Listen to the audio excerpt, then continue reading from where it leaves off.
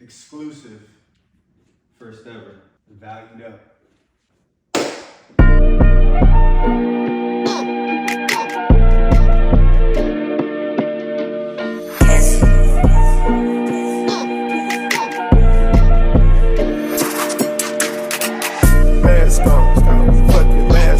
What is up, everybody? Welcome to the Valued Up podcast. Here we are, episode 5. Episode 5. Filming in the books, man. Halfway to that initial mindset that we talked about, episode 1, where most everybody... Halfway through where people quit. Yeah, man. Podcasts don't Dude, last. we're about to be the top 10%. Top 10% once we get to episode 10. Here we are, halfway there. Let's go. Nothing has stopped us to this point, which is super exciting. Yeah. But if you're tuning in for the very first time, welcome. You could literally be anywhere in the world doing anything, but you chose to tune in to us. So definitely be ready to be fed. I'm super excited for today's episode, man. We got a lot of information, centralizing the focus of leadership. That's what this Valued Up podcast is all about, is adding value any way we can. But we've been centralizing focus on leadership, right? Yeah. Leadership driven, leadership focused. Last week, we talked about really the foundational basement of what leadership even means. If you're going to be a leader, it starts with self, man. Yeah. You have to garner some type of followership. You have to be somebody that's worth leading and, following, right? Yeah. And so if you missed that episode, definitely go check that out to lay the foundation. A lot of great information there. But what today we're going to do is really expand upon that, man. Really set the focus on, okay, once we have once we have the leadership mindset in place and we're ready to lead, what is the next tangible step? What is it the next most important, which is culture, man? So that's really what today is going to be about, is diving into culture as a whole, man, and why really that's so important. So I don't know if you want to speak on that a little bit, of why culture is so important in any organization, any endeavor, sports. I mean, for me personally, culture drives everything, and that's why we wanted to really dive into it today. Yeah, absolutely. But you didn't even ask me the question that you always ask me. Bro, you already right, man. See, here we are streamlining Accountability every single time. Accountability, my bad. But going back to episode 5, man, it's not for me. It's for the viewers. For the viewers, they're man. gonna hit the comments like, "You're right. You didn't even ask the I know. question that you say you always ask." We always ask it. Yeah. Fumbled the bag. We picked up the ball. It didn't go to the other team. Thank God. We're on the 20. Now let's drive. Let's go. Let's drive. Let's go get that So touchdown, get it proper. man. Ask me the question. You know what I mean? I've been waiting all day. Exactly. This They've is been the waiting. podcast preparation for me. Behind the scenes. Exactly. If we don't That's why I get have the the initial, iPad out. if we don't get the initial question out the gate, what are we really even doing, man? Yeah. You know what I mean? We set the culture with this. So let me ask you, brother, real quick. Episode 5. How you feeling up into this point? Dude, why'd you ask me this question? I'm not prepared. I feel great, man. Just like you said, streamlining everything, man. It's cool. It's cool to see the growths, more so on myself than anything, right? Like more so outside of like views and viewership and subscribership. Just taking the time to continue on getting better, continue on growing, continue on perfecting, which there's no such thing of the pod, and just continuing to add value. Like, I get excited doing it. I go back and I watch these when I'm editing them, or when you're editing them, or going and seeing the clips. I'm like, man, that was good. But it's not for me, right? Exactly. It's to add value to the world, who's ever watching, right? Whether it's one person or even if it's just us. I'm the viewer, and I'm going back and I'm like, dude, bro, get my notepad and pen out. I'm like, damn, that was sick. They killed that. And you know what's really cool, man? I'm already a better leader. Yes. Yeah. And I don't know if you saw it, but I was diving into the analytics, just for potential growth points, like who's viewing it, what are we stepping into? And what's super cool is we had a viewer from Canada and a viewer from the UK. So we're already international, man. We already international. Hey, y'all got to call me something different than Joesph. I'm Mr. Honeysett. Mr. Worldwide. Mr. That's Worldwide. already. I think that's trademarked. Unfortunately, I'm gonna step into that. Sorry, Pitbull.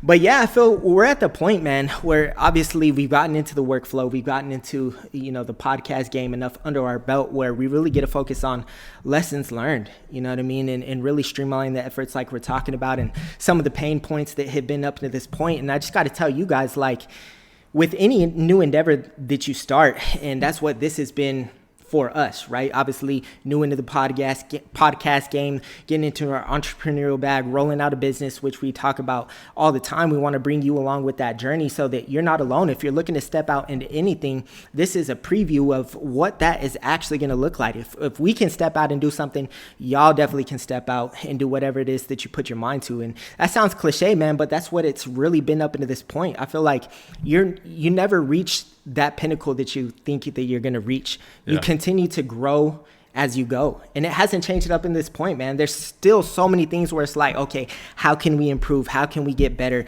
You know, we have so much feedback to ourselves, for ourselves, of every step along the way. When it gets to editing, when it gets to thumbnails, when it gets to the analytics of YouTube, when it gets to marketing ourselves, utilizing the different social media platforms, right. when it gets to marketing our business. You know what I mean? There's so many different intricacies that go into that. And we're just at the bottom levels, man, of what that really looks like to roll this out. So what's some of the biggest things that stuck out to you up into this point, man? Well, I think everything you just talked about relates to the previous episode, right? It starts with self. And we talked about, you know, almost like a personal growth journey and the steps and what you need to do to change your thoughts, your words, your actions, your character, your destiny, right?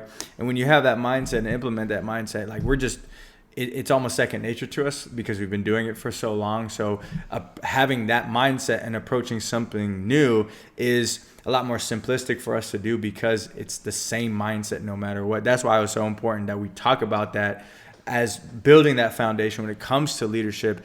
Those are principles that need to be applied to every aspect of your life. And if you have those understandings of those principles, you can just copy and paste to a relationship, copy and paste to a business, a podcast, whatever it may be. And like, it's just a continuous cycle of growth. Oh, yeah. You know, continuous cycle of like, hey, this is as good. This is my ceiling right now.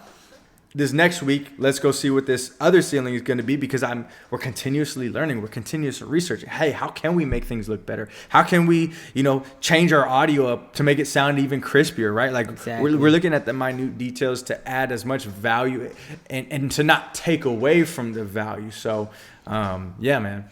Yeah, here we are, episode 5. So that means we got some consistency under our belt. Like the work flows down a little bit, but I still feel like we're barely scratching the surface. I mean, episode 5, you are scratching the surface. But what I mean is I feel like we're still almost turning the camera on for the first time, man, because our vision and our excitement for what we have in store, right? We have such a big grande vision that we really want to roll out. And it's like, oh man, we're getting to the next step. And it's like each pivotal moment that you reach, there's so much more on the other side of that. And you open up a whole new can of worms each and every process that you tap into. And that's what's more exciting than anything is like, okay, we got the logistics under our belt now. Now we kind of feel like we know what we're doing, got our setup, our tear down game on point. And now it's like, how do we keep on adding value? How do we get the message to the masses? How do we get the views? And not necessarily, again, we've always said since day one, it's not about views for our own monetary value or what can the views do for us,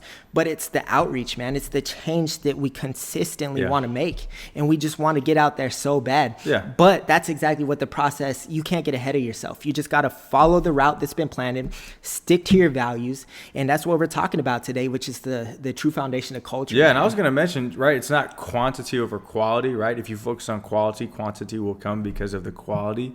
And that's exactly what culture is, right? When you focus on the quality of a culture, quantity will come, right? People will want to buy into the culture that you have established, right? So just a great little segue that I wanted to throw out there. That's a perfect, transition game, man. Yeah. How can we get better? I didn't have that last episode. You know what I mean? How can we get better? But yeah, when you're diving into culture, and that's really why we wanted to dive into that today and provide, awareness around culture, but why it's so distinctively important.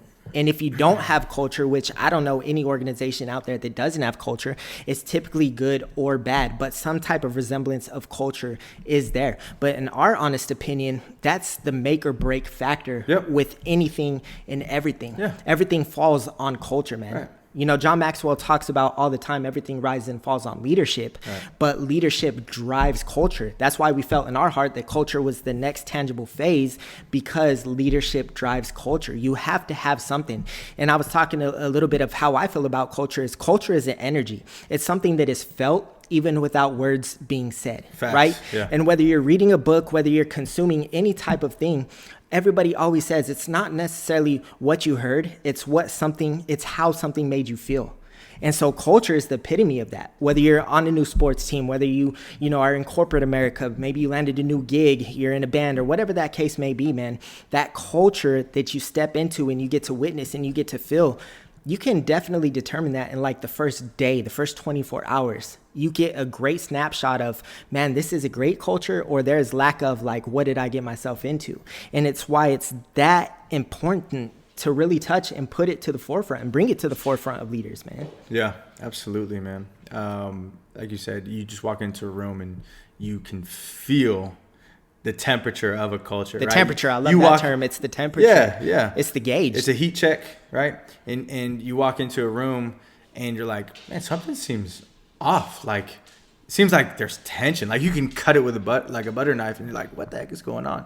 That's a reflection of the culture, right? Or you walk into a room of an organization and people are just fired up. People are greeting you like, hey, how you doing? Smiles on their face. And you're like, whoa, this is weird. What's going on here? Exactly. Right? And it's from everybody that you come across. That's a great sign of culture, right? It's a reflection of the leaders, right? The leaders. Like, think about when we were in the Air Force, right? Like, they would tell us, hey, if you go do public things in uniform, remember that you have the U.S. Air Force in your last name on your uniform. You're representing the uniform when you're out and about with your uniform on.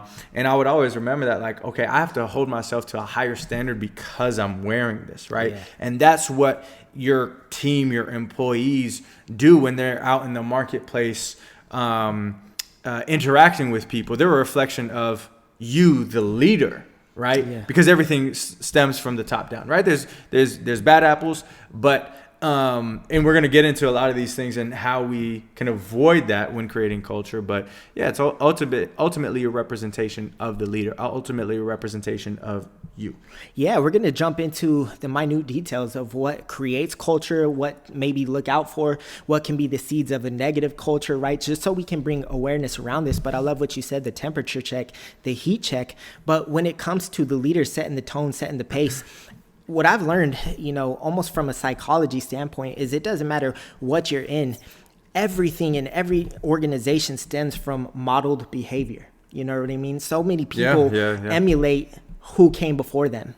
And that's what really stems that culture. So if you're not a person that is worthy of followership, like we're talking about when it starts with self, when it comes to the leader, if you don't have that influence, well, you're always going to have influence, whether it's good or bad. But what you are putting off, how you represent yourself, is going to be the modeled behavior that everybody after you is going to represent, right? It's like, okay, if they're acting this way, or if they can get away with this, or if they can, only operate at the bottom line, not really go above and beyond, that's what the culture is. That's what I'm going to emulate. Because if the leader, if that's how they're operating, nobody's telling them anything, then I can get away with that same type of behavior. So everything stems from model behavior. And that's why you got to step out. You have to be so intentional with everything you do when it comes to creating that culture. Right. You know what I mean? Because it's like, what do I want modeled? If you had a business, or, maybe you're a middle-level manager, maybe you're a new supervisor, right? But it's the law of 500. Let's talk about the law of 500 real quick. If you're in a leadership position, and let's just say you have 3 direct reports, or whatever the case may be, maybe it's a small number, but we need to act like we have 5 people or 500 people that we are directly leading. Right? If you're doing what you're doing and you had 500 people emulate exactly what you're doing and how you operate, would you like that?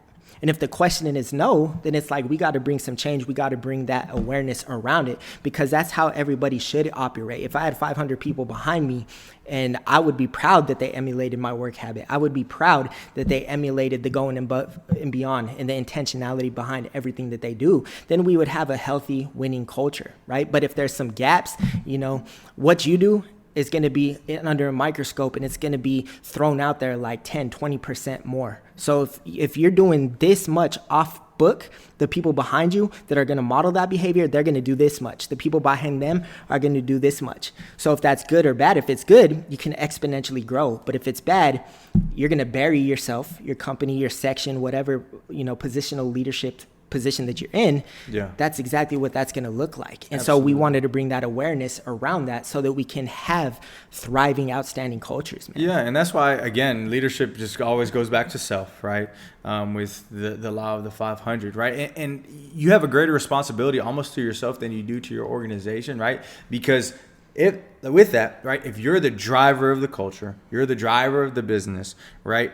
If you're growing and focusing on you, like you said, like what I want people to duplicate and embody that culture, just my attitude, everything that you're embodying, that's a great reason to continue to always grow, to always look at, hey, how can I make myself better? What changes can I make? Is my mindset as sharp as it could be? What do I need to start implementing in my own life, right? I think that's so important. It is important because you have the satisfaction where if people emulate you, they know if they follow you, it's going to go down a winning path. And it is so crazy because, again, it's all relates to each other. But again, that's what positive influence is. It's like, that guy's awesome because he's, smart, or he knows how to carry a conversation. He's great with negotiations or sales or whatever, right? You're emulating how you want your employees to be. And that's the thing about culture is the success or failure is all related to the people within your organization,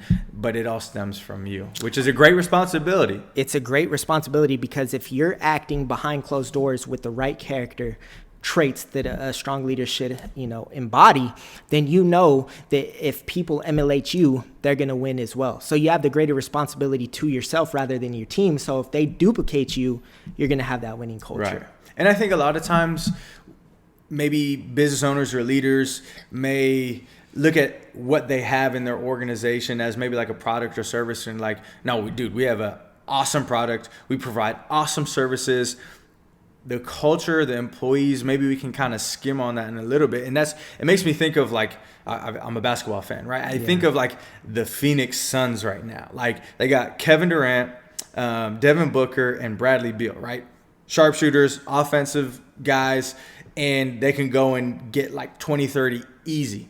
There's no defense, right? You have to have a holistic approach to everything that you do because you can't outscore every single game. And it's no different in business, right? Like, or having an organization. You can't just have a great product and service. You also have to have an amazing culture. And I was actually doing some research behind this with, I think I was looking at Glassdoor, and the top companies didn't just have a great product and service. They had that holistic approach to where a lot of the reviews of the employees that worked at those top companies were like, yeah, the culture is amazing. That's why we wanted to work here, not just because of the product or service, but because of the culture is the driving factor behind those product and services. And the product and services are really a representation of that culture, right? Yeah, man. And for me, that's why I feel so strongly that we need to talk about this, because the subject as a whole in that culture has, in my honest opinion, throughout society been watered down. You've heard me talk about it multiple episodes up into this point, but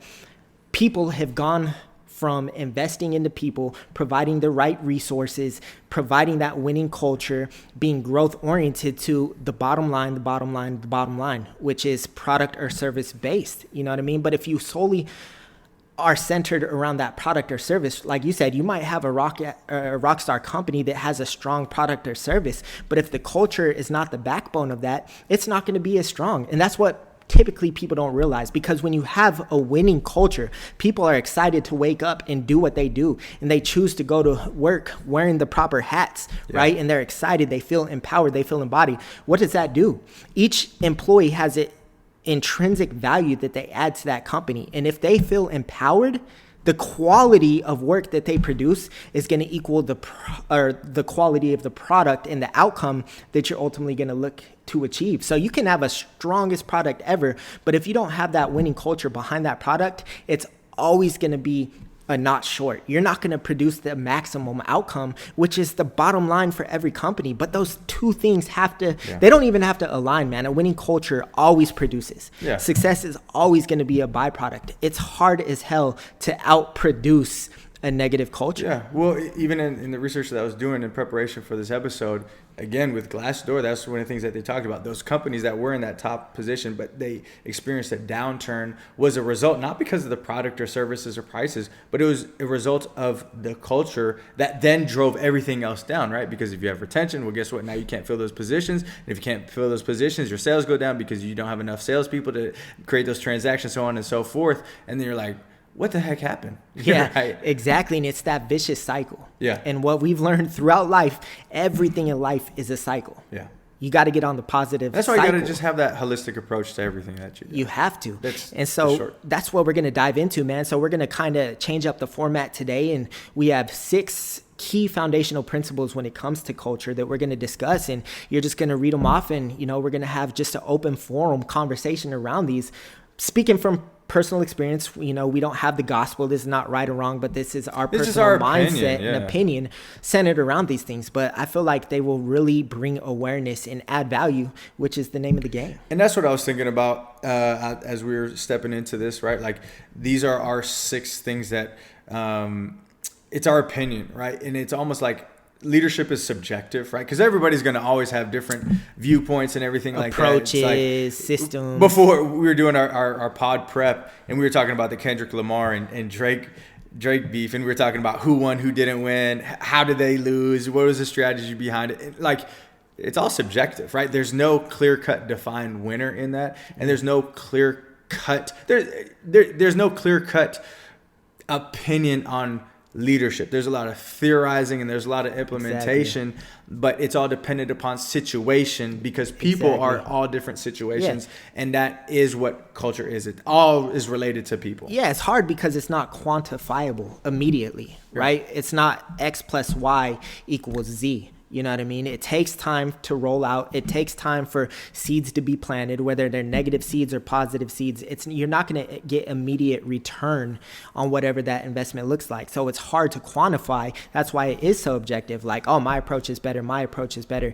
But we do feel so strongly there is some type of foundation that needs to be had that does produce results. You know what I mean? So let's dive into that, man. What you got for me? The first of the 6 that we believe is important to creating culture is defining your values, right? As a leader, as an organization, understanding your values. Your values is the foundation, right? Your values are the lens in which you make decisions through, or you don't make decisions through, right? It's easier to say yes and it's easier to say no for certain things. But when you have values behind your organization and you intentionally take time to make that, you're not just like, oh, well, yeah, these are my values because they sound good. No, you actually believe in those because it goes in line with your brand, right? It goes in line with your vision and your overall goal, right? Like with Steve Jobs and creating Apple, it was change the world, right? And they changed the world, not just with their products, but how they approached creating those products, right? And then people got, it's almost like a cult following. People bought into that because they're like, well, I want to change the world. I'm an outside of the box thinker. They're doing outside of the box things. Let me go and see what that is about. And now they completely changed every single industry that we interact with. I mean, right now I'm using an iPad, right? Yeah. Which is awesome. But defining your values is so important, right? Like, again, we talked about not only do people buy into the product or service, but they buy into you, right? And I don't know if you want to add on to real quick, like the importance of values from your perspective, what that means to you. Well, for me, values are everything, man. That's your roadmap to success. That's the intentionality behind how you operate as a leader or in an organization, right? One of the first things that people should look at whenever you're on the consumer side of the house, whether, consuming means multiple things, right? Whether you're trying to find a new university to go to get your degree, you want to find the best university, or, you're going to look for different products and services provided by different companies. You go to their website, the first thing they should always look at is the About Us page, right? Why do these people do what they do? Why would I buy my service or product from X versus Y? Well, it's because these outstanding principles, I want to know what drives them. Why do they wake up and do what they do? And that will set the tone for the value that they will add to me. You know what I mean? And so that's kind of what values is it's, the military, when it comes to the Air Force, they have the core values, three core values, which are integrity first, service before self, and excellence in all you do. Right? And they embody that. And they speak it over and over. Whenever we were in boot camp, whenever we got information, whether it was tech school or even, active duty, we always talked about the 3 core values, and are you operating in those core values? It's your foundational principles. And so it's why I say it's the roadmap, because you have to know why you do what you do. Exactly. And if you don't have anything to stand on, right, it's almost that cliche adage, if you stand for nothing, you'll fall for everything. And so that's what the core values are. You're standing for something. And you have to have that conversation with your people, whether they're already there, you constantly have to put that in front of them, or when you're hiring new people or you're building your organization, whatever that looks like, those core values are not just phrases. You know what I mean? And that's where I feel one of the growth points that I hit in life, and I love it more and more now than ever, is one of my favorite phrases that I say is words mean things, right? My whole life I've heard such cool quotes. I've heard so many phrases that sound sexy, they sound good, they're motivating. But when I've actually been put in situations to where those phrases actually mean what they say, it goes from, I know it sounds cliche, but if you actually dissect it, it brings so much truth, and it brings so much value around what that actually means. You know what I mean? And so when you're constantly, it's your North Star, man. At the end of the day, it's your North Star. It's how you operate. If you start going sideways a little bit, we can always go back to our foundational principles. Why are things going backwards? Did we step away from our core foundational values, our belief systems? Why we started this in the first place? And that's why it's so important to center around what those values are and why they're so important. How many times in the Air Force did we have like a supervisor that would come in on a holiday and work for us, right? And you see them there and you're like, hey, why are you here? And they'd always revert like service before self, right? Exactly. Like, this is why I'm doing it. And then you look at them and you're like, you have admiration because you're like, dude, that's an awesome person. Like, he's willing to make those sacrifices because, number one, that is what we do, right? When we're a part of the service, right? We embody those core values. And then you're like, man, when I'm in that position, I'm going to do that too, because you're like, he earned my respect just by being here, because even though he didn't have to, and he's a higher rank, right? Most of the time, it'd be the opposite, right? Most of the time in a lot of organizations, like, well, dude, I put in my time, so I don't need to do that anymore. Exactly. The higher ranking people are there. You're like, okay, I respect you. And you're like, I'm going to do that. Because I'm going to earn the respect of my guys by doing that. Going back to that emulation piece. That's modeled behavior that is worth modeling. Exactly. So, but also just understanding your values. I wanted to talk about like retention and hiring and firing, or not, excuse me. We already firing. Dude, the hire and fire. You gotta let go, man. Today. We hire and fire like hit it with the Trump. You know what? Yeah, exactly. Fired. Before the final offer, like But yeah, hiring and acquiring talent, right? When you understand your values, I think most organizations don't pass this down from the top down, right? And when you're in a role to where you can acquire talent, most of the times you're having to be reactive rather than being proactive, because there's a lot of budgetary constraints with that from what I've seen in different organizations that I've been a part of. But if you have the opportunity to be proactive, you can sit and wait and go through however many interviews that you need to go through to actually identify somebody that is going to be a great culture fit, rather than just look at them as a body. And so often I see people hiring for bodies and trying to change the mindset and fit them into the culture, and they end up a lot of times corrupting the culture, and they do more damage to what you've already established, and you can't go back on those things, right? And I just feel like it's so important when you're in those positions to look at those values. Values are the foundation, right? But it's so important, and it's overlooked, but can do so much damage. Or it can lift up your organization to a whole nother bar, right? You should be hiring people that are honestly a bar above you. Yeah, for sure, man. And one of the things that I heard last week really blew my mind. And I was like, that's so true when I take a step, because it can come off kind of cynical, at face value, unless you really speak on it and dive into it. But somebody said we live in a society today where organizational leadership is quick to hire but slow to fire.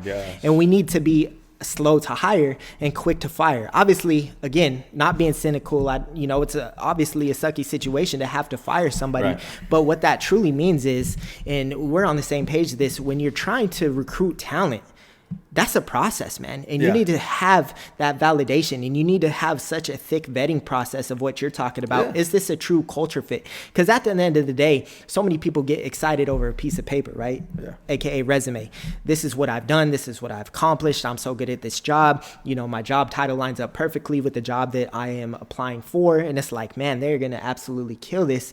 And we go off of skill sets versus culture fit and the intangibles, when it should be absolutely backwards, in my opinion, because at the end of the day, and we're on the same page as this, what I was talking about is you can always, pretty much 90% of the time to a certain extent, train a skill set, right? It's like, at the end of the day, all of our jobs, you know, obviously if it's very specific, you know, not everybody can wake up and be an electrical engineer, you know what I mean? But it's, I did not, man. Maybe that's why we're on the podcast today. But when it comes down to that, it's like we can always turn around and train a specific skill set. If you have the intangibles, if you embody what we're looking for, if I can tell you operate and have the same values, have the same belief systems that we do, we can turn around and train you on the skill set of the job, right? But if you embody exactly what we're looking for, then we're going to thrive together and we're going to grow together. And not only are you going to earn and learn that skill set, you're going to take it above and beyond, and we're going to grow and thrive within that culture. Versus the opposite, we hire off the basic skill set. You know, and listen to a podcast with Alex Hormozy today. He was talking about the fact of, you know, you hire based off the skill set, but what happens next? Obviously, they're a SME, the subject matter expert in their field. They become so great at the job that you promote them to the next level. If they're good at this job, they're going to be great and kill it managing people that are doing this job. And they turn around and it's like a ghost. Like, what happened to this person? They are a horrible manager. We've talked about it. Number one, I truly believe it because it stems from lack of leadership training, but that's a whole different story. And that's where we come in. But if you recruited the talent based off the intangibles in the first place, you can again teach the skill set. But then if you put them in that next level growth endeavor, they're going to kill it, right? Because they embody the values, they have the hunger mindset, they are growth oriented. And so we can mold them and groom them to be not just the next me and manage good workers, but they can be great up and coming leaders. Yeah. And when you do that, you lose two positions, right? You lost a great person that was good at their job. Yep. You promote them. Now they're not a good manager. And now you don't have that somebody to backfill. So now you have two bad positions because you made a bad decision because you're focusing on just promoting really off of merit, right? Like, hey, you're the next up. You're the next person that makes sense because you're good at your job. And I wonder where that even started from. Like, hey, you're just good at your job. So here's a whole different position, a whole different approach. So we're going to hire or we're going to promote you. Yeah. I wonder where that started. Without testing how they adequately operated, you know, were they already naturally leading their peers, right? They weren't in a per se leadership position, but could you see seeds of influence that they were garnering, right? Were they putting in the time? You can be great at your job, but were you actually going above and beyond? Were you improving processes? Were you training peers? You know, were you planting those seeds that we can look at, okay, we can rock with that. They're going to be a great leader and a great subject matter expert. Yeah. You know what I mean? It makes me think of when I went out for my interview when I was in the military for Special Operations Force. And they put me through the ringer for a week, man, because not only was it like physically demanding, it was mentally taxing. They put you in real life situations of what it would be like and see how you respond to it, right? Because they want to know, hey, when, you know, poop hits the fan, how are you going to respond? Are you actually capable? Because anybody can talk all day long, but how are you navigating when you're actually in those real life situations? And it gives them the opportunity before they buy off on you to say yes or to say no. And I think that's a great thing to do.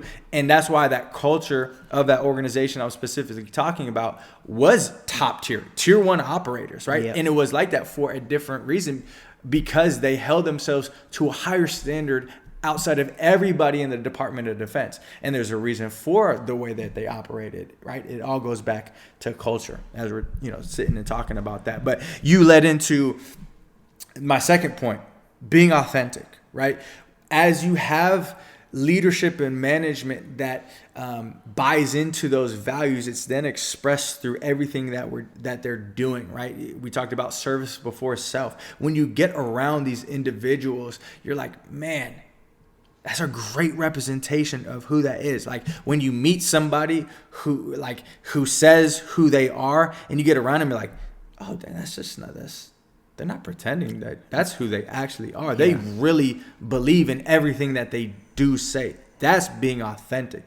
Being authentic is the highest form of frequency that you can have in your life, right? It's like, I don't know if I've said this in previous episodes, or if you said it, but dogs smell fear, people smell BS, right? And us as human beings know when somebody's being inauthentic. We know like something's a little off. Well, words and actions don't line up. Words and actions Point do not. blank. Exactly. They don't, right? Even if they do the action, how they do it and how they approach it, there's just something off to it, right? Like you said, words mean things. Exactly. But also actions mean things as well. Words mean things. Actions are the telltale signs of what the words actually mean. You know what I mean? Because if you're not following in line with the words that are coming out of your mouth, well, then that goes instant credibility against the words that you just said. Yeah. Now it's like, okay, well, that was BS. Yeah. Like, why would I actually follow that?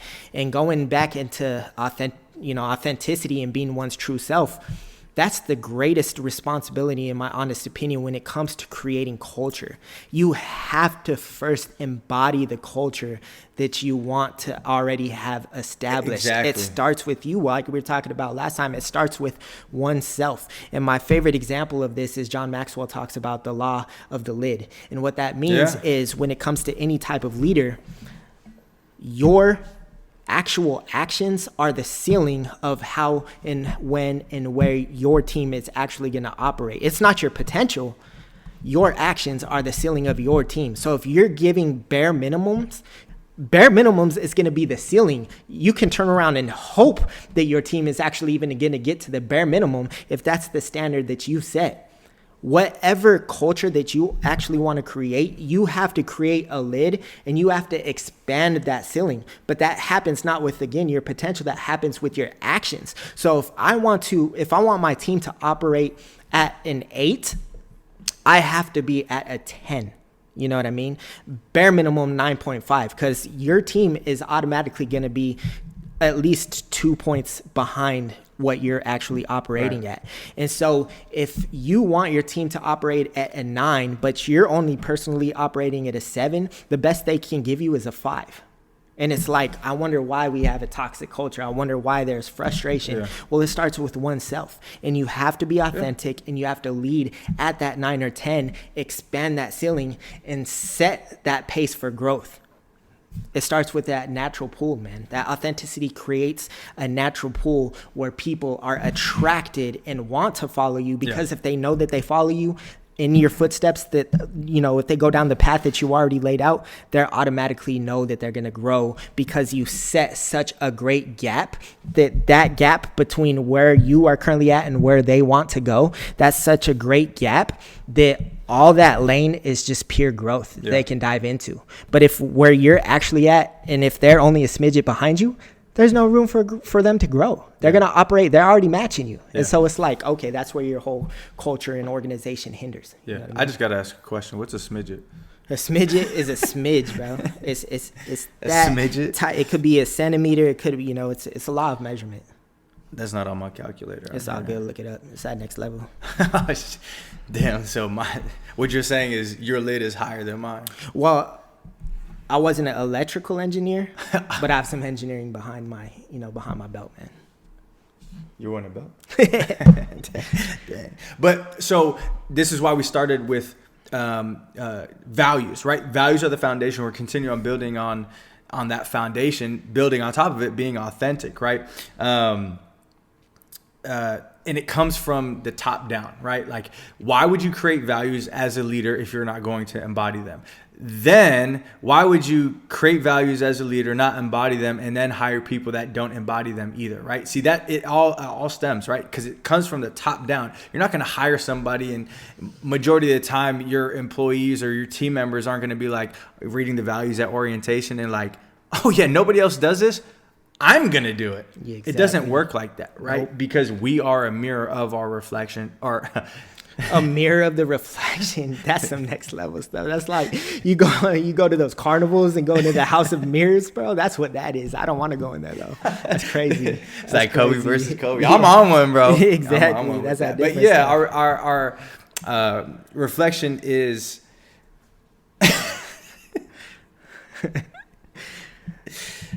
our organization is a reflection of us. What we portray. Right? And that's why we embody that by being authentic and identifying those people in our organization to go and be great culture fits as well. So continue on building off of that foundation. The next that I have listed is basically creating a place of feedback, right? I called it creating just feedback posts, right? To where you or your team members can inquire about maybe conflicts, negative, right? Positive things that are going on in an organization, and just having that free flow of understanding of, hey, how can we do things better than what we are doing, right? Like as a leader, being an autocratic leader, right? Just kind of hey, what I say goes, and I don't care about what you guys think or if it's right or the best and efficient way, isn't the best way to go about majority of things as a leader. There's certain situations that, yes, that's good, but that doesn't benefit an organization, a team, to produce growth, right? And there's been times where I've worked for a manager or a boss or whoever it may be, somebody above me that did not give a crap about what I thought, so much so to where it was a detriment to the overall organization. When ultimately I came from a place, my intention was to make things more efficient and to better the organization or the end result, aka the bottom line, which is the dollars. Yep. And so my mindset on this, and this is one of my favorite topics, because what you're talking about is having open lines of communication. And what I truly believe, open lines of communication between a leader and followers, or a leader and employees, manager, employees, whatever that gap looks like, is different for every organization. But that having the open lines of communication is the heartbeat. You know what I mean? You open those lines of communication to accept that feedback, but it goes both ways. And the foundation of that is that relationship. And that's why it's so important to, before you do anything, you have to create and build a relationship with your people, because communication stems from actually having a relationship. If you're not open to relationships, there's not going to be any streamlined communication. But it happens to be the health of that organization is the two-way communication. It's on the leader to open that line of communication with a standard, with expectations, and the vision of what the overall culture means. You know what I mean? Whenever you hire somebody new, whenever you garner talent, or maybe you have a new person that came through, or whatever that looks like, or maybe you just need to draw a line in the sand, like, hey, we got stagnant, we need to get back to where we need to go. The first conversations that need to be had from the leadership standpoint, and I truly believe that it needs to be happen one-on-one. This, what we're talking about here, cannot be happen with an organizational line of communication, because not everybody hears the same thing. And what this does is it provides intimacy to where it's me and you talking, the uniform's off. This is the standard. This is the culture that we've created up until this point.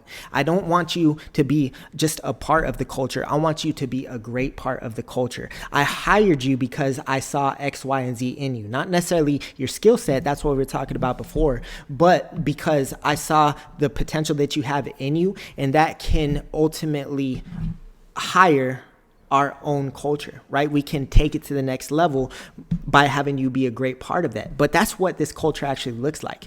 Setting the standard. This is how we operate. This is the standard. We're not going to deviate from this standard. We hold this standard. And if there comes times where we drop from the standard, I want to have those open lines of communication. I hope that you're open to that, so we can quickly get to the bottom line of, hey, what's going on? right? So I can actually sit down with you. Hey, we've deviated from that standard. You remember the conversation we had a few months back and what that standard was? I don't. You do, because I know what type of leadership we are bringing to the table, and we're never going to go astray from setting the standard or having the open lines of communication. But I know that you remember that conversation.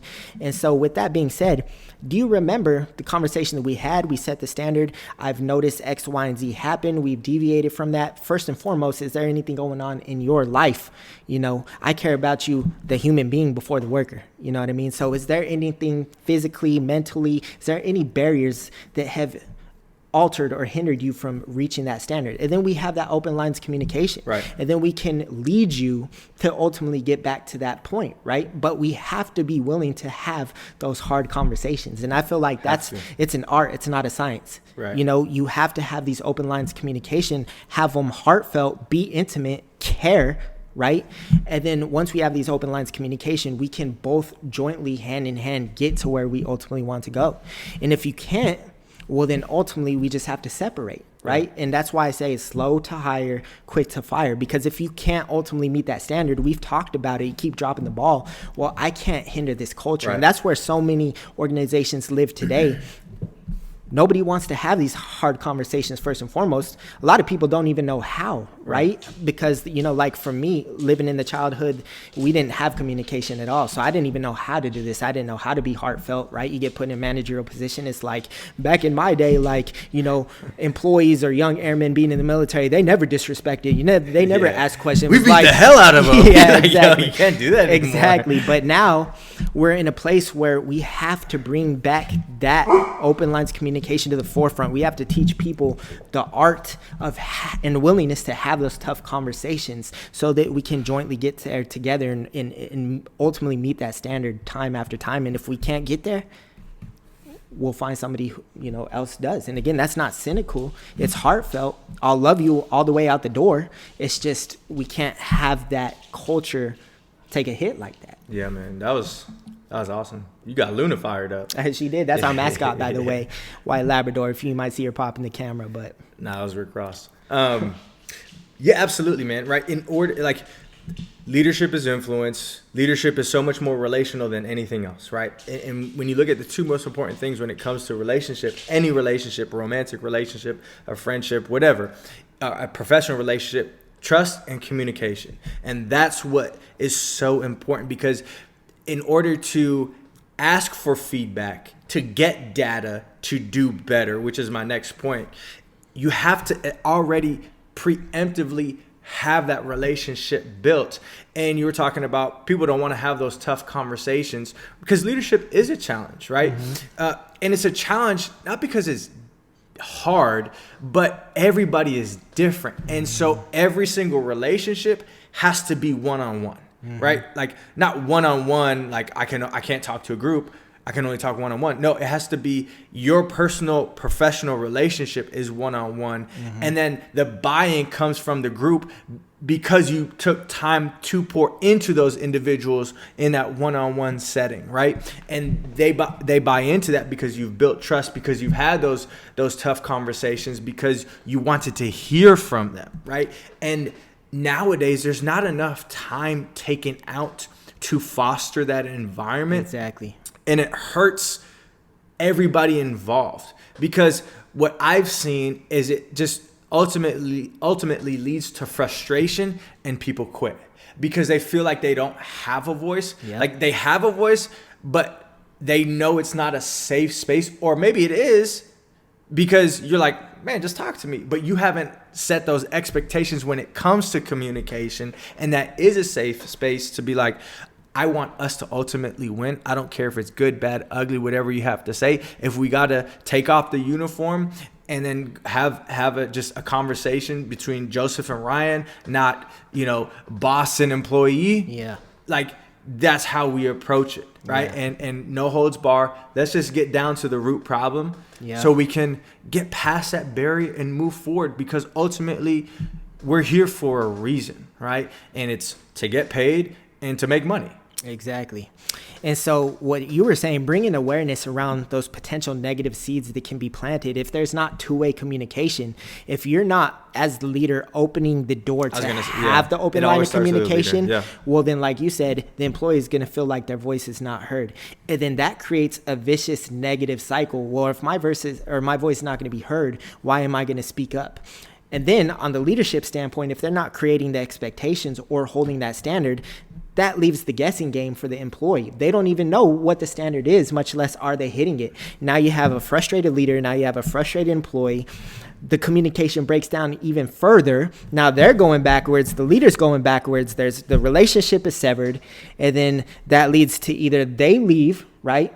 So now you have an employee retention problem, or it's just a toxic relationship. Now people start talking, that feeds in, and now you have a negative perception as a leader centered around that. And all of this stemmed from one potential negative seed, versus on the positive side of that, you can get a proactive cycle, have those open lines of communication. You will get the benefit of the leader, right? Even if it's a challenging situation, you will have that mutual respect for each other. Their voice is being heard, and now you can accomplish it and then go forth and conquer. However, I do have a quick story time centered around that of what happened to me when I, very first got into a new opportunity, right? So it was coming out of the military. So I entered a new industry that I had never been a part of before, right? So all my background had been an intel analyst, being in the Air Force. You were in the Air Force? I was in the Air Force, man. Oh, wow. We just went over the core values. Oh. I had that tatted. I thought you did some research. But with that being said, man. You had that tatted? I had it tatted, bro. Don't you have the Air Force tattoo? The Hap Arnold? I didn't have that one. No, just kidding. But when it comes down to that, man, just because I didn't have specific key experience doing that job, I had 10 years of intel analyst experience, real world experience being in the military, which means I've had different systems and processes in my life that I could relate to different problem sets, right? So what ends up happening now, whether it was the leaders or your peers or whatever the case may be, going back to that culture, this culture ended up having, it was just a shut up in color, right? Like if you ask a question, why do we do this? And the favorite answer is because we've always done this. There's no self thought when you do anything. Did you go back to school? The primary answer is because we've always done this, right? Yeah. And so what ended up happening was, I feel like one of my strong points is building relationships, and it had to do with external customers. And so I was like, why don't we just, this is a frustration point. It leads to, not having a higher level of production on our end. Why can't, this is just a lack of communication or miscommunication. Why can't we just hop on the horn, establish the relationship with the customer? Now, at the end of the day, whatever they say goes. But if we don't bring awareness around our problem set to the customer, they're never going to change. We're going to continue to shoot ourselves in the foot. They pretty much looked at me like I was the scum of earth. Like you're an idiot, bro. Like, why would we ever call a customer like you're an idiot? And so that was when I was like, a month in, and I'm like, well, all right, that's what this looks like. I guess it's a culture. Guess what I'm not going to do anymore? I'm going to shut the F up, and I'm going to do the job. I'm not going to go above and beyond. I'm not going to bring my previous experience to the table. And for the longest time, like, my name got dragged through the mud, but I didn't really care, right? Until I got put in a different section, a different team. And then the overall leaders, these were the peers that were shutting me down. The overall leaders later on was like, damn, that dude has a lot to bring to the table. Like, why haven't we utilized that or that skill set or the experience before? It's be like, right, you shut him down. He immediately got shut down. He doesn't, why would he want to do that? You know what I mean? And I say that to say that's a perfect example of what that losing culture actually looks like. You can have good people with great intangibles come in, but if the culture has been fostered of negativity around that, you're going to immediately shut out the high talent that you have. And then we get into employee retention problems. You're losing your great people. And then it's just that shut up and color mentality. You know what I mean? Versus if the leader sets the tone and the pace with those expectations, the open line of communication, then that will weed out the peers, right? Because the leader's not going to have that even on his team. That's not the culture. You know what I mean? And so, like you said, it trickles down. So as a leader, we have to set that tone. We have to create that growth-oriented culture, or there's weeds that are going to sprout, and before you know it, your whole lawn is dead. Yeah, and that's just a pride and ego thing, right? And it was embodied through the entire entirety of that culture, right? Because it was accepted. That's right? what I'm like saying. It wasn't just one person telling you that from your story. It was the culture. The culture, man. The culture did it to you. Yeah, man. It's unfortunate because if you don't focus, like we talked about last episode, on growing yourself, if you start to realize how much you don't know, right? The more you know, you realize how much you don't know. And if you realize how much you don't know, you're just open, right? Like, I know I don't know everything. I know a lot, but I don't know everything. Yeah. So let's see what this person has to say. Yeah. Maybe, right? You can learn something from anybody. Homeless, wealthy. Anybody and everybody. Everybody adds value, man. Right. Absolutely. So, yeah, we talked about the creating and fostering that culture, right? That relationship to create the ability to gather data, right? And that's what ultimately is going to move anything forward in life. It doesn't matter if it's the gym and you're tracking, your calories, right? Are you at a caloric deficit? It doesn't matter, what's your sales conversion based off of the offers that you put out there. It's all about collecting data, right? So now you have an environment to foster trust, to have those tough conversations. Then you can go and create surveys, or you can go and ask those questions in one-on-one meetings and group meetings to ultimately better the culture and the company. That's one of the things that I'm really big on, right? Previously, we talked about trust and communication. Anytime I get with my team and my guys, I tell them, do not ever feel like you're going to bother me. I believe in over communication because I want to know how we can ultimately win. And that's what data leads to is it gives you a riddle to go solve to win, right? And that's something, like I said, is super important to me. I make sure I set those expectations with my guys because I'd rather them tell me all the things that we're doing wrong rather than like, yeah, everything's good. And then they go back and they talk to all the other people in that same position like, yeah, nah, this sucks, dude. Exactly. And really it ties back into the overarching things of what we've been talking about was your expectations, the standard that you set, all that falls and centers back around your North Star, which is your values, which is your core values. And we can always point back to that. This is why we have the winning culture. That's why we have tough conversations. We're different. You know what I mean? We operate at a higher level because of our values. This is what we stand for. Absolutely, man. And so that last piece that I wanted to talk about, that number 6 was watching trends, right? So we built the foundation, understanding our values. Then we built on top of that with being authentic.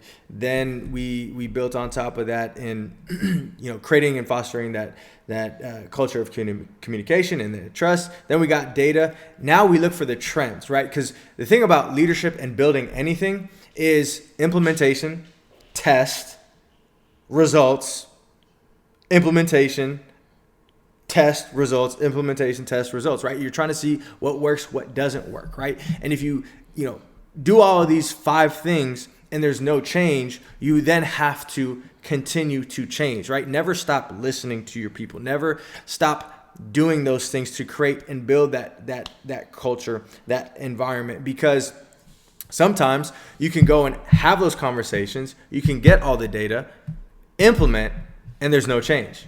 Yeah. And sometimes that takes, especially when you're building the culture or rebuilding the culture, those people that are not privy to that information could then be like, well, we had this conversation and nothing has changed. Why are you not listening to me? You've created this environment to where I can come to you, but there seems to be no change, right? So it then is the responsibility of the leader to then go and, okay, well, this didn't work. Let me continue to talk to those people, right? Let me continue on to, hey, this didn't work. This is what we're doing about it. What do you guys think about this? How would we approach these new situations if we could change X, Y, and Z? Yes.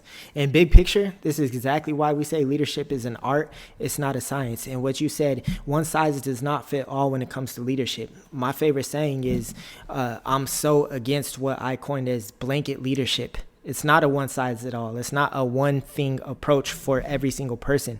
That's why the backbone is those relationships. You have to have tailored relationships with each and every person. Yeah. And you have to know what motivates each and every single entity. What are their motivating factors? What are their strength points? What are their weaknesses?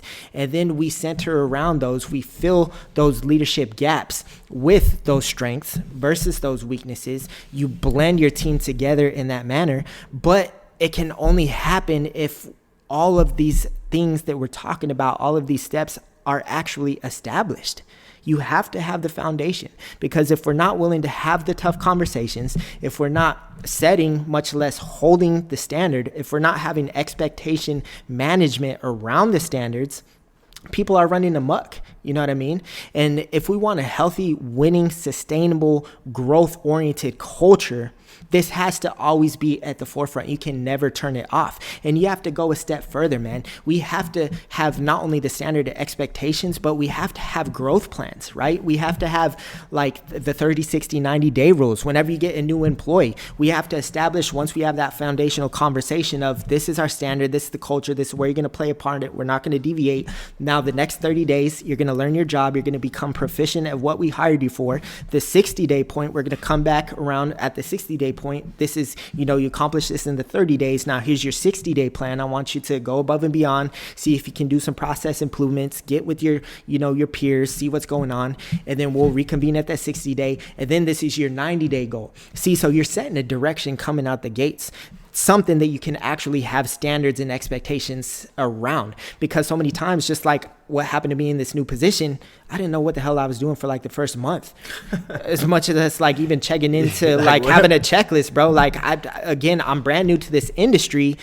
I can't go forth and I don't even know these terms. Right. You know what I mean? I have great experience. I don't even know these terms. And you're not setting any directional pace for me. So now you're probably thinking that I'm a dud. You made the wrong hire. But again, it's that two-way street, man. You give the direction, you set the expectations, you have the standards around that, you create the culture, and then you're constantly doing this. You're constantly empowering your people, right? You're grooming and you're setting people up. And that's where you know what individual motivators are. Maybe you have a dude that just wants to job it, right? Maybe they're killing it in life over here. They don't want to climb the corporate ladder. So I'm going to center around a growth-oriented plan for you based upon the goals that you ultimately want to achieve. And then that's how you identify, too, your up-and-coming leaders, the ones that stand apart that you can actually lean on and groom to take it to the next standard of what we talked about at the beginning of the episode. We're grooming, so I already know you're ready to manage. You're not just good at your job, but we're going to promote you based upon you've been through the ringer up into this point. We know you're ready to not just do your job well, manage people that can do the job that you did well, but you can actually lead, you know what I mean? And so we're continuing to foster this, man. It's like a garden, except, we create forests around here. Yeah. You know what I mean? Redwood forest, bro. That's how tall I want our leaders to be. That's how wide I want our organizations to be. And we got to continually foster, monitor, water, grow, groom. And the more that you do this and the more that you have this systematic approach, you will succeed. Absolutely. And I think I did speak and say that was the last one. I skipped one. The last one is actually accepting and learning from mistakes. And this is such a taboo thing for most leaders, right? Understanding that, hey, a mistake is actually a learning point. And John Maxwell talks about, hey, if you want to impress people, talk about your accomplishments. And if you want to empower people, you talk about your failures, right? Because that's one of the most, honestly, humbling things is to tell your team, your people, whoever it may be that you're leading, hey, I was wrong. Yeah. We went the wrong direction. Yeah. I made a mistake, right? And when you do that, most of the time people think like, people are going to hate me. They're going to think I'm not a competent leader. Like I'm not going to have any buy-in. My credibility is going to take a damper. Exactly, my credibility. But it actually does the opposite for the majority of people, because if you're willing to face that head on and say, hey, you know what? I made that mistake. You take that extreme ownership about it. It's on me. This is what we're going to do about it. I've been in situations where I've had leaders express, hey, we made a mistake. Yeah. And I get fired up about it. Yes. I'm like, dude, I can get behind somebody that's not pretending and tiptoeing around if they're doing something right or they're wrong. They're being that transparent leader. Dude, I want to go to war with you, because 100%. If you're willing to do that, I know who you are as in your character, right? Exactly. That's that excellence in all we do. And even though you fail, that doesn't mean that you're not excellent. That means you just care so much about everybody else that you're like, hey, I messed up. but we're going to keep on moving forward. This is what we need to do, right? Yep. And I love ending with that, or, that's the ribbon to tie everything that we've been talking about that together, because now we brought awareness around the positivity, some potential negative seeds, but this is either your superpower or your kryptonite, vulnerability. You know what I mean? Man. That's my favorite thing in the world, is the willingness to be vulnerable. And, listening on some prior episodes, I talk about that all the time with my quiet ego. That was the last thing that I was, because I did have the fear of credibility. What are other people going to think? If I show my failures, it's not going to empower people. It's going to allow them to think that they can't follow me, that I'm unworthy. It's because in school you get made fun of. Exactly. But it's actually, you can flip it on its head and utilize it as your superpower. All the examples that you just laid out, man. And that's what so many people have stepped away from. They want to sweep things under the rug, or they want to pretend that it's not even there, that it's not an issue. It's like, bro, you're pretending that this is not an issue. Everybody, John Maxwell talks about it all the time. Everybody else in the room, everybody on your team already knows. They know more than you of what's going on. And you're pretending, that's disrespectful. And that's what burns people. You know what I mean? Versus if I get in the front of the room, and this is what I love more than anything. This is why it's the most forgiving thing in the world. As a leader, maybe we do have a toxic culture. Maybe it has been operating up until this point. But the superpower that can be had is, hey, guys, I know it's looked like this up to the point. And a good leader, even though if they don't feel it completely in their heart to be true, maybe it's not, maybe it's other people. But, hey, this was on me. I'm going to take the hit for this. You know what I mean? I'm in the foxhole with you guys. I'm in the trenches. I'm at bat. I'm in the war with you guys. I'm not on the pedestal looking down while y'all fighting the battle. I'm here with you guys. From this point on, I apologize what has gone up into this point. I've learned from my mistakes. I hope that I can earn your trust and show you the right way moving forward. I hope that this can be a collective effort moving forward, that this is a teamwork and we can all get better at this and improve together. And I would love to hear y'all feedback. I want to hear your experiences. I want to hear what has gone on in your realm up into this point. Let's forget the past. Let's progress and move forward, and we can all collectively do this together. And then, like you said, everybody in that room is fired up, man. Like, dude, this is what I've been waiting for. That's all I needed. For you to step up and say that, to take ownership, I respect that. You've lost respect up until this point by pretending or swiping under the rug. Now you're taking ownership. I can get behind you, and I'm going to do the right thing for you. You know what I mean? And that's how you gather the troops. That's how you collectively move forward as a person. But again, it's a slippery slope, man. And if it's not had and the leadership does not take that ownership, you're constantly going to stagnate. You're going to be talked upon behind your back. Peers are going to have a negative mindset around everything. People are not going to want to show up. They're going to do the bare minimums. You know what I mean? And again, this is all because that tone was accepted and set as that leader, because they weren't willing to be vulnerable. Absolutely. And when you do that, you're actually protecting your organization, right? Exactly. Think of like the superstar athlete, the superstar basketball player, right? When they post-game, they lose, and obviously it's a team, right? It's a team effort. But they get up on that podium as, the number one guy, and they take acceptance for that loss. They put all that blame on them. Their team just bought into that leader so much more because he's protecting his team. He's like, everybody knows it's a team game. It's a team sport. But when he says, this is my fault, everybody can, like, you know what? We're going to get behind him because it's not his fault. We all need to do better. And those are the unspoken things as a leader that you can help grow your organization by not doing anything other than leading the way, being that example, and taking ownership for that, even when it's not your fault. And by the way, as a leader, it's always your fault. It's always your fault. Right? People love the idea of being a leader. Right? They're like, man, I'm gonna be the head honcho. Everybody's gonna look at me. But then you get in a leadership role and you're like, they're a leader. Yeah, exactly. You get in a leadership role and you're like, oh, this isn't anything that I thought it was gonna be. As a leader, you get all the blame and none of the credit. Right? And so it's just that buy-in factor by accepting those mistakes and creating that ownership over it. Creating the ownership. And really it boils down to empowerment or alienation. You empower by being vulnerable and taking the ownership, or you alienate your people by pretending that it's them, it's being swept under the rug, you're not taking ownership. And so you alienate and isolate them, right? And then they grow as individuals that are going to do whatever they want, but the moment that you step out, take the vulnerability hit, they're like, oh, this was actually me. They brought out their shield. They took the bullet for me. We're going to grow together. We're going to rally around this leader.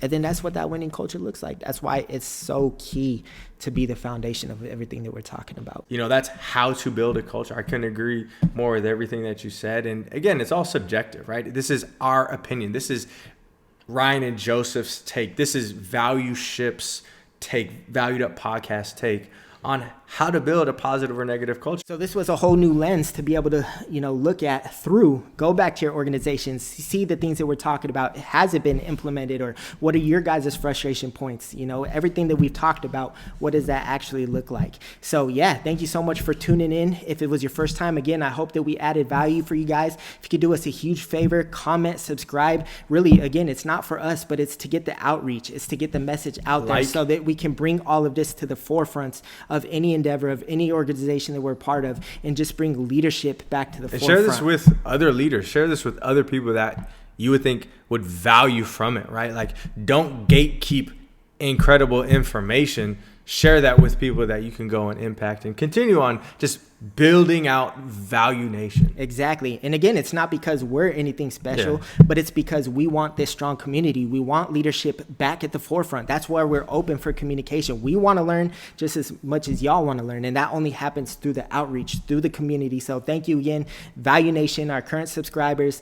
We appreciate you. Thank you for tuning in. And hey, stay valued up. Yeah.